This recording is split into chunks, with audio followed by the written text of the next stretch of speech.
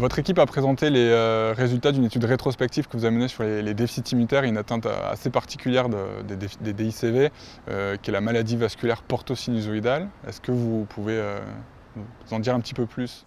Oui, alors en effet, Marion Elfet a rapporté des patients de la cohorte DEFI, donc cette cohorte nationale qui reprend des déficits immunitaires communs variables, enfin des déficits en anticorps au sens large.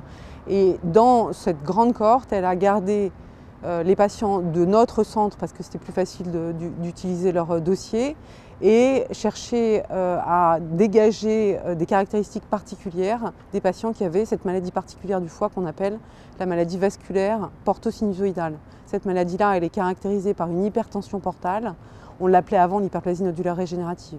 On sait que c'est une complication très grave du déficit immunitaire commun variable parce que d'intuition, on voyait bien que les patients qui avaient cette maladie avaient une survie qui était de moins bonne qualité.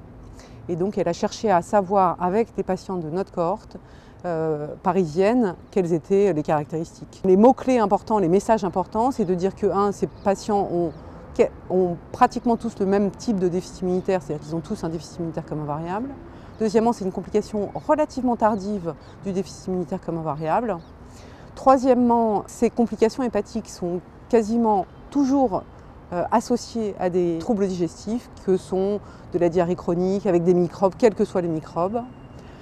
Et enfin, je pense que la dernière chose qu'il faut dire, parce que c'est vraiment ce qui nous préoccupe, c'est qu'une fois qu'on a cette maladie, d'abord on a beaucoup de mal à la traiter, et deuxièmement, on ne sait pas très bien empêcher qu'elle arrive.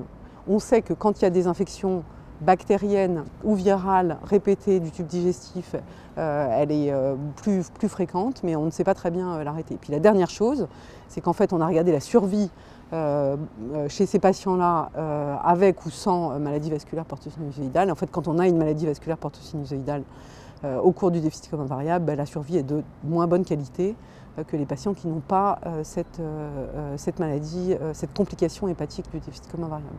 Donc ça va être dans les années qui viennent, à la fois essayer de mieux caractériser cette maladie et deuxièmement d'essayer d'éviter qu'elle survienne parce qu'on sait qu'après, même avec une greffe de foie, la guérison n'est pas certaine et il y a des rechutes de cette maladie sur le foie greffé. Donc en conclusion, ce qu'on peut dire, c'est que 1, c'est un groupe de patients particulier, 2, avec toujours associé à des anomalies du tube digestif et 3, avec un traitement ou soit une prévention, soit un traitement curatif à inventer pour les années qui viennent, puisque c'est les patients qui sont les plus sévèrement atteints de notre cohorte de patients avec un déficit en anticorps.